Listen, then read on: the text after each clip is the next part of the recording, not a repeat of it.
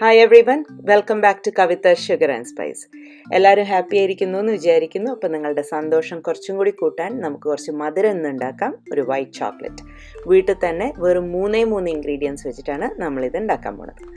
ആദ്യം നമുക്ക് ഒരു സോസ് പാനിൽ കുറച്ച് വെള്ളം വെക്കാം. അതിൻ്റെ മുകളിലായിട്ട് ഞാനിപ്പോൾ ഇങ്ങനെ ഒരു ഗ്ലാസ് പാത്രമാണ് വെക്കുന്നത്. ഗ്ലാസ് പാത്രം അല്ലെങ്കിൽ ഒരു സ്റ്റീൽ പാത്രം ആയാലും മതി, ചൂട് താങ്ങാൻ പറ്റണമെന്ന് മാത്രം. ഇതിലേക്ക് നമുക്ക് ഒരു 100 ഗ്രാം കൊക്കോ ബട്ടർ ഇട്ട് കൊടുക്കാം. കൊക്കോ ബട്ടർ കടകളിലൊക്കെ വാങ്ങാൻ കിട്ടും. അപ്പോൾ ഇത് നമുക്ക് മെൽറ്റ് ചെയ്തെടുക്കണം. ചിലപ്പം ഗ്രേറ്റ് ചെയ്തിട്ടോ അല്ലെങ്കിൽ കൊക്കോ ബട്ടറിൻ്റെ പൊടികളായിട്ടോ ചിപ്സായിട്ടോ ഒക്കെ കിട്ടും. പക്ഷേ എന്തുതന്നെയായാലും നമുക്കിതിപ്പം ഉരുക്കിയെടുക്കണം. ഉരുകാൻ അതിന് കുറച്ച് സമയമെടുക്കും, ഇങ്ങനെ ഒരു വലിയ കഷ്ണമായ കാരണം. അപ്പം സമയമെടുക്കുന്നുണ്ടെങ്കിൽ ഒന്ന് അടച്ചു വെച്ചിട്ട് എന്താ പറയുക, തീ ലോ ഫ്ലെയിമിൽ വെച്ചിട്ട് ആക്കിയാൽ മതി, ഹൈ ഫ്ലെയിമിൽ വെക്കണ്ട. ഇതിപ്പോൾ നന്നായി ഉരുകിയിട്ടുണ്ട് ഇവിടെ. ഇതിലേക്ക് ഞാൻ ഒരു 1/3 കപ്പ് പൗഡേർഡ് ഷുഗർ ചേർത്തിട്ട് നന്നായിട്ട് മിക്സ് ചെയ്യാൻ പോവുകയാണ്. അത് മിക്സ് ചെയ്യുമ്പോൾ നമ്മൾ ഒട്ടും തരികളില്ലാതെ വേണം മിക്സ് ചെയ്യാൻ. അപ്പം ഞാൻ നേരത്തെ പറഞ്ഞ പോലെ തീ വളരെ ലോ ആയിട്ട് വെച്ചാൽ മതി. വെള്ളത്തിൻ്റെ ആ ചൂട് മെല്ലെ നമുക്കൊന്ന് കിട്ടിയാൽ മതി. അപ്പം ഇത് നന്നായിട്ട് ഇപ്പം മിക്സായി നല്ല സ്മൂത്ത് ആയിട്ടുണ്ട്, ഗ്രെയിൻസ് ഇല്ലാതെ കിട്ടിയിട്ടുണ്ട്. ഇതിലേക്ക് നമുക്ക് ഒരു 4 ടീസ്പൂൺ പാൽപ്പൊടി ചേർക്കണം.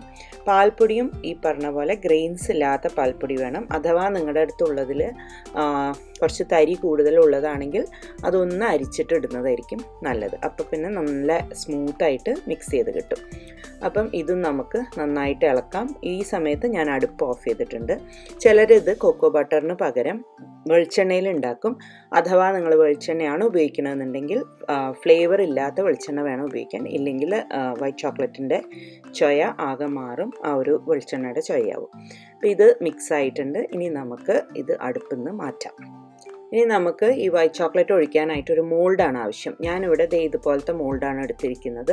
ഇത് ഒരു സിലിക്കോണിൻ്റെ മോൾഡാണ്. ഈ ഷേപ്പ് തന്നെ വേണമെന്നില്ല, നിങ്ങളുടെ അടുത്ത് എന്ത് ഷേപ്പിലുള്ളതെന്ന് വെച്ചാൽ അതിലൊഴിക്കാം.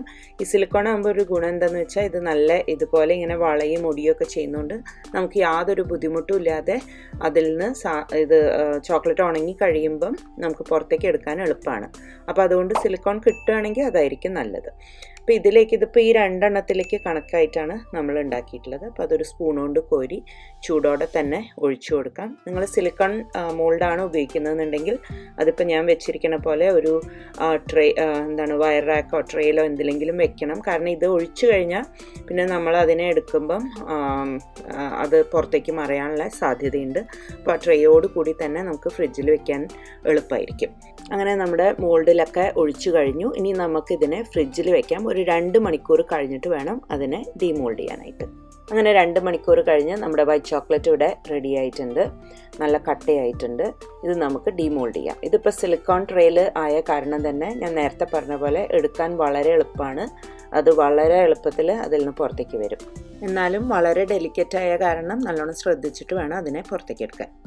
എങ്ങനെയുണ്ട്? ഇതിനിപ്പോൾ ഒരു സ്റ്റോർ ബോട്ട് വൈറ്റ് ചോക്ലേറ്റിൻ്റെ ഒക്കെ ഷായില്ലേ, ഇത് നമുക്കിനി എങ്ങനെയാണ് സ്റ്റോർ ചെയ്യേണ്ടത് നോക്കാം. ഇതിനെ നമുക്ക് പുറത്തോ ഫ്രിഡ്ജിലോ എങ്ങനെ വേണമെച്ചാൽ സൂക്ഷിക്കാം.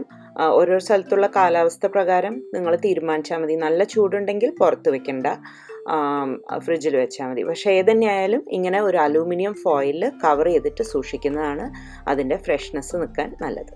എല്ലാവർക്കും വൈറ്റ് ചോക്ലേറ്റിൻ്റെ റെസിപ്പി ഇഷ്ടമായി എന്ന് വിചാരിക്കുന്നു. ട്രൈ ചെയ്യാനും എൻ്റെ ചാനൽ സബ്സ്ക്രൈബ് ചെയ്യാനും മറക്കരുത്. Thank you for watching. അടുത്ത തവണ വീണ്ടും കാണുന്നവരെ take care and have a wonderful day. By.